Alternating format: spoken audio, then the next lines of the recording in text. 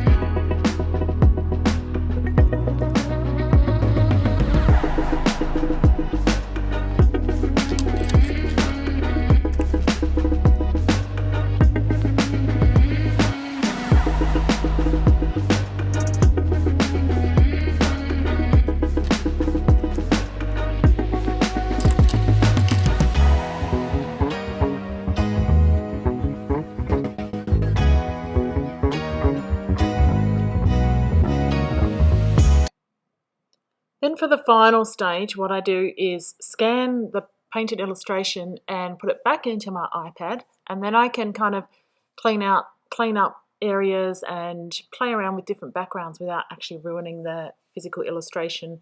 So what you see here is a screen capture of the work that I was doing on my iPad to tidy up this illustration into its finished product. Once again, thank you so much for joining me here and following along in this creative journey. See you next time.